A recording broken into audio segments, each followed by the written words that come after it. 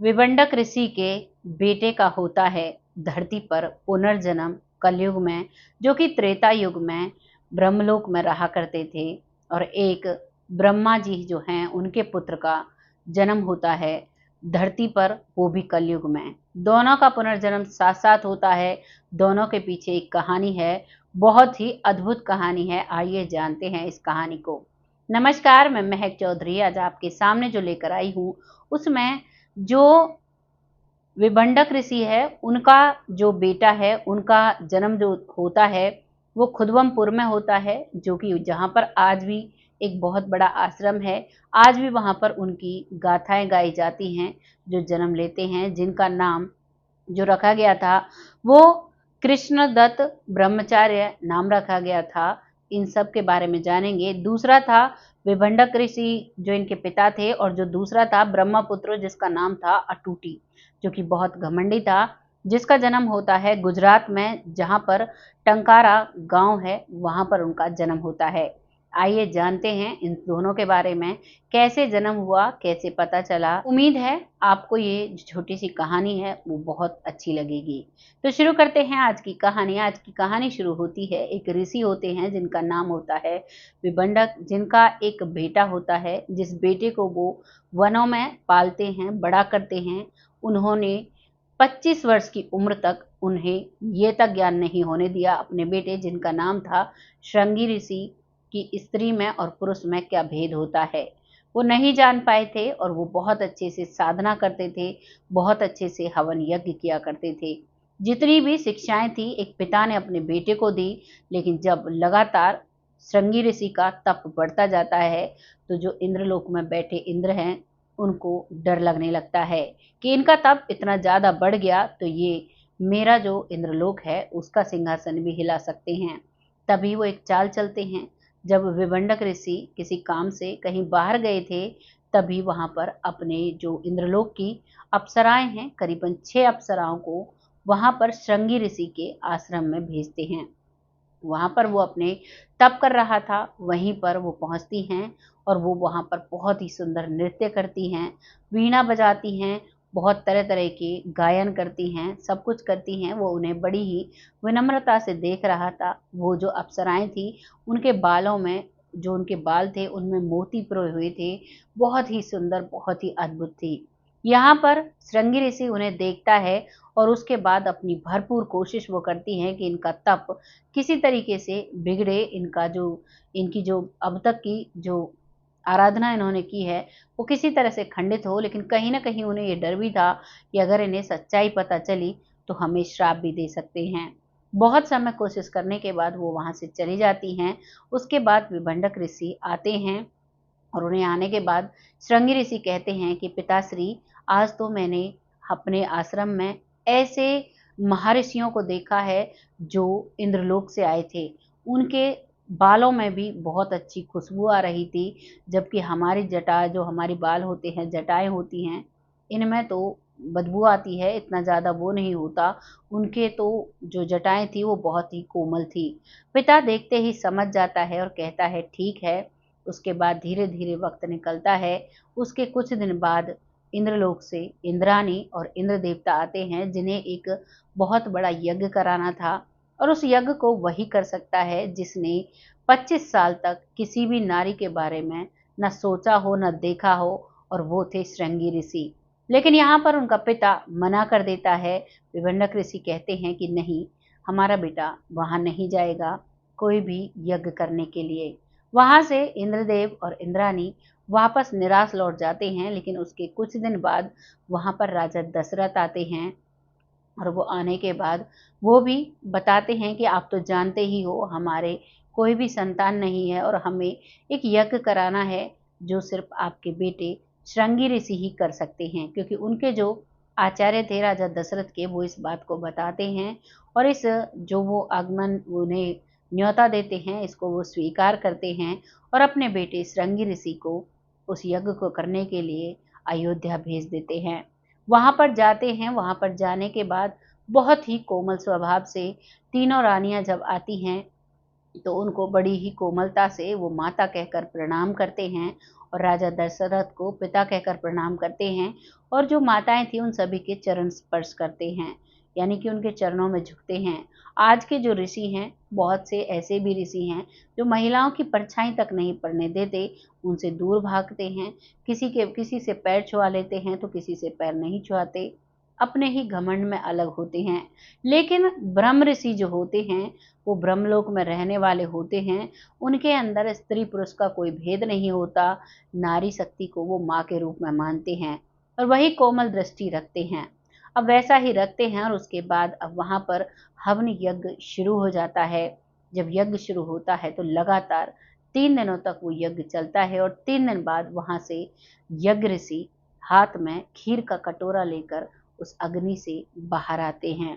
उसे आने के बाद उसमें से जो खीर का प्रसाद है वो तीनों रानियों को खिलाया जाता है और तब तीनों रानियों पर जो हमारे राम भगवान हैं, राम, लक्ष्मण, भरत, शत्रुघ्न, ये चारों भाई होते हैं।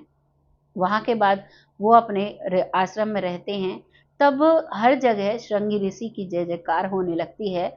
इधर जो ब्रह्मा जी थे, उनका एक बेटा था अटूटी, जो कि बेहद ही घमंडी था, अपने आप में ही खुश रहता था, किसी की भी रिस्पेक्ट नहीं करता था, किसी का आदर सम्मान नहीं करता था, बुजुर्गों को भी बहुत डांट लगाया करता, सबसे कहा करता तुम्हें बैठने का तरीका नहीं है, मैं ऋषि हूँ, मैं ब्रह्मा पुत्र हूँ, तुम लोगों को मुझे नमन करना चाहिए। बहुत सारी ऐसी घमंड भरी वो बातें कहता।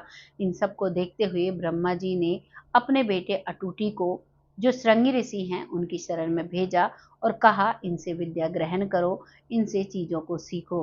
वो वहाँ चला तो जाता है, लेकिन जो श्रृंगी ऋषि हैं वो बहुत कोशिश करते हैं, लेकिन अटूटी ऋषि का अपना ही अलग घमंड था। वो किसी भी बात का कोई भी मतलब नहीं समझते थे।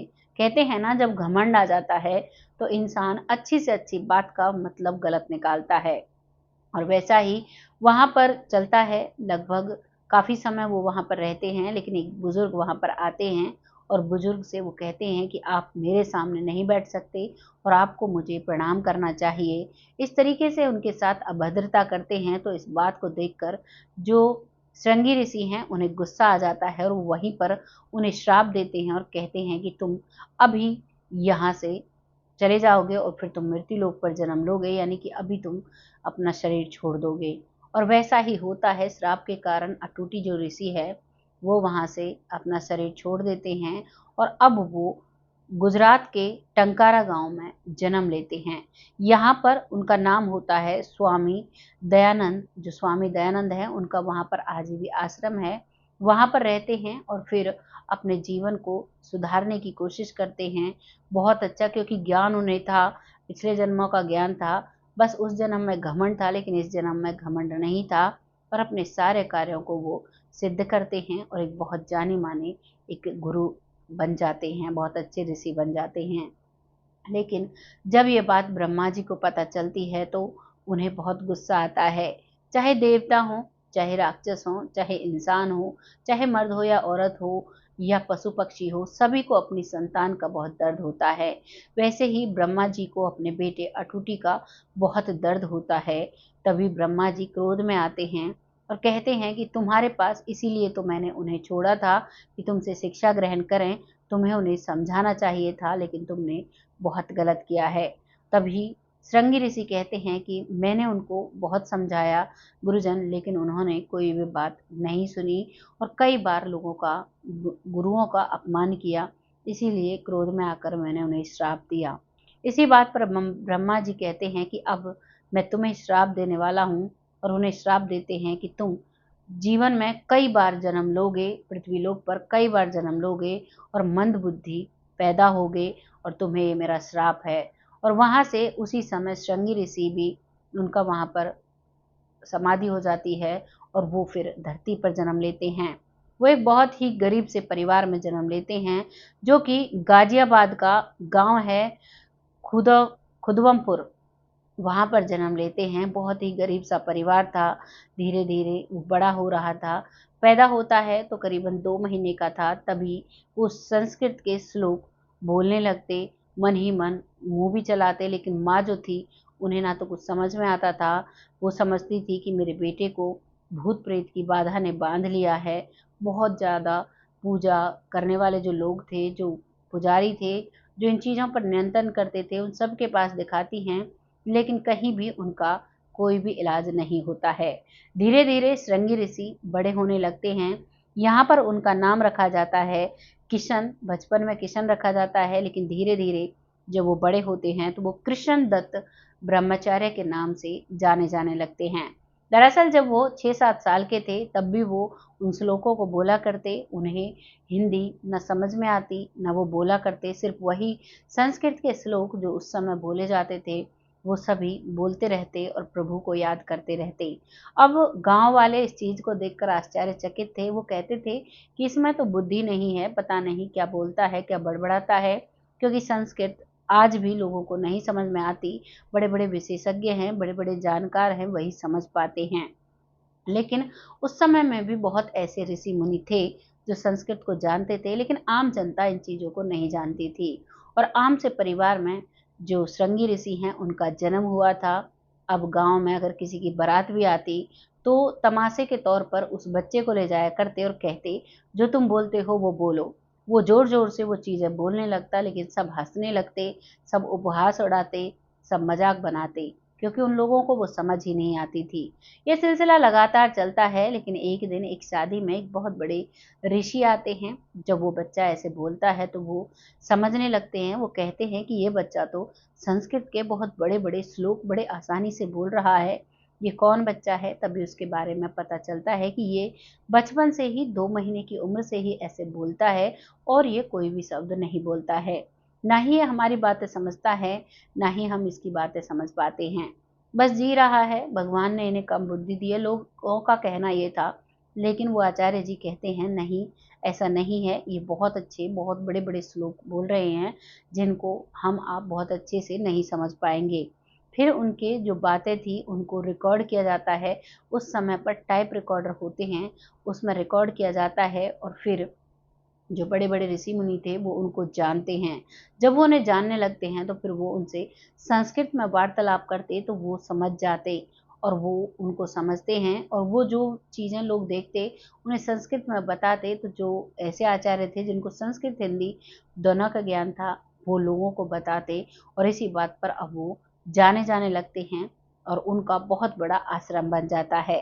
वो अपना ध्यान किया करते थे। जो श्रृंगी ऋषि थे इस जन्म में कृष्णदत्त ब्रह्मचार्य थे, वो अपना ध्यान किया करते। तभी उनके ध्यान में उनका एक शिष्य जो त्रेता युग में था वो आता है। उनका नाम होता है महानंद। वो आते हैं और कहते हैं कि गुरुजी, आप जो अब आपका जन्म हुआ है वो कलयुग में हुआ है। यहाँ पर लोग संस्कृत को नहीं, यहाँ पर हिंदी भाषा को जानते हैं। आप उस भाषा का उपयोग करिए तब ये जानेंगे। तो वो कहते हैं ठीक है, उस भाषा का उपयोग कर लेंगे, क्योंकि वो भाषा, वो जो लिपि थी उसे जानते थे, लेकिन वो उसका उपयोग नहीं करते थे। जब शिष्य बताते हैं तो वो समझ जाते हैं कि मेरा कलयुग में जन्म हुआ है, ये त्रेता युग नहीं है। और अब वो लोगों से नॉर्मल वार्तालाप करने लगते हैं। उन्हें जब लोगों की अवधारणाओं के बारे में पता लगता है तो उन्हें बहुत हैरानी होती है। कई ऐसे तथ्य जो हमारे पुराणों में लिखे हुए हैं, हमारे वेदों में लिखे हुए हैं, आज तो उनको कोई भी नहीं जानता। उन्हें कृष्णदत्त ब्रह्मचार्य जी जानते थे, वो उन्हीं के हिसाब से चलते थे। आज तो वेदों की चीज़ें बहुत कम लोग जानते हैं। बहुत अपनी अवधारणाएं लोगों ने बना ली हैं और उसी के हिसाब से चलते हैं। लेकिन वेदों में, शास्त्रों में बहुत कुछ अलग लिखा हुआ था। वो इन सब चीज़ों को देखते हैं और देखते देखते अपना शरीर पूरा करते हैं। उस दौरान जितनी कोशिश हो सकती थी उन्होंने लोगों में जागरूकता लाने की कोशिश की और अपना भक्ति भाव के साथ अपना शरीर त्याग देते हैं। और वहाँ पर उनका आश्रम रहता है, उनके शिष्य आज भी वहाँ पर रहते हैं। ये कहानी यहाँ पर समाप्त हो जाती है। कहानी थोड़ी छोटी थी लेकिन बहुत ही जानकारीपूर्ण थी। ज़्यादातर लोग कहते हैं ये गरीब परिवारों में, आम लोगों में ऐसे पुनर्जन्म होते हैं, लेकिन नहीं, ब्रह्मा जी के बेटे का भी पुनर्जन्म हुआ। क्योंकि ये बात सत्य है कि जो इंसान की आत्मा होती है वो अमर होती है। उसको जन्म मरण के जो फेरे होते हैं उनमें फंसना पड़ता है, किसी श्राप के कारण, किसी दंड के कारण, किसी करे हुए गलत कार्य के कारण। यहाँ पर दोनों ही ऋषियों से गलतियां हुई थी। जो दूसरे जो ब्रह्मपुत्र थे उनका घमंड था, जिसकी वजह से उन्हें धरती पर आना पड़ा, और जो श्रृंगी ऋषि थे उनसे गलती हुई थी, उन्होंने जो श्राप दिया, उन्हें ब्रह्मा जी के श्राप से धरती पर आना पड़ा। वैसे ही हमारी जीवात्माएं हैं, हम यहाँ पर, हमें जो श्राप मिलता है, हम इस धरती पर जो काम करते हैं, जो गलत कार्य करते हैं, उनका दंड मिलता है, और उसी की वजह से हमें बार बार जन्म लेना पड़ता है। लेकिन अगर हम अपना जीवन सुधार लें, कोई भी गलत कार्य ना करें, झूठ ना बोलें, किसी के साथ बेईमानी ना करें, और किसी भी पर स्त्रिया या पर नर पर हम गंदी नज़र न रखें, तो शायद हमारा जीवन तर जाए।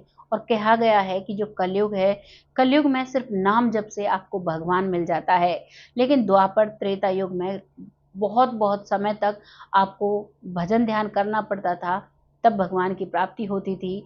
लेकिन आज बताया गया है कलयुग में मात्र नाम जप करने से, चाहे आप कुछ भी काम कर रहे हो, लेकिन ध्यान अगर आपका नाम जप पर लगा हुआ है, आप किसी का भी गलत नहीं करते हो, तो आपको बहुत जल्द भगवान मिल जाते हैं।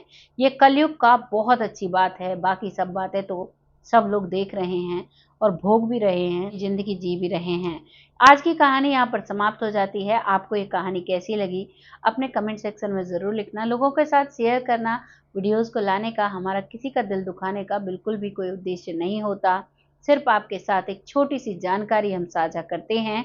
अगर आप उस जानकारी को अपने जीवन में अप्लाई करते हो, तो आपको ज़रूर इसका फल मिलेगा, और आप ज़रूर जीवन में एक अच्छे इंसान बन जाओगे। क्योंकि इंसान को बुरा इंसान कौन बनाता है? झूठ बोलना, फरेब करना, गलत नज़रें रखना, ये सारी चीज़ें इंसान को गलत इंसान बनाती हैं। नीयत साफ ना होना, अगर ये चीज़ें हमारी सुधर जाती हैं, तो इंसान खरा सोना बन जाता है। और बस यही एक छोटी सी हमारी कोशिश है, बस यही करें और ज़िंदगी में आगे बढ़ते रहें, यही हम चाहते हैं। आपको जो भी लगा है कमेंट सेक्शन में लिखिएगा। और उन लोगों का बहुत धन्यवाद करना चाहूँगी जो लोग बहुत प्यारे, बहुत अच्छे कमेंट लिखते हैं, वीडियो को डलते ही तुरंत देखते हैं और तुरंत अपना कमेंट भेजते हैं, बहुत अच्छा लगता है। ऐसे ही अपना प्यार और सपोर्ट हमारे साथ बनाए रखें, जिससे कि हम आगे बढ़ते रहें और ऐसी ही सच्ची और अच्छी जानकारी आप सबके साथ साझा करती रहें। तब तक के लिए जय हिंद, जय भारत।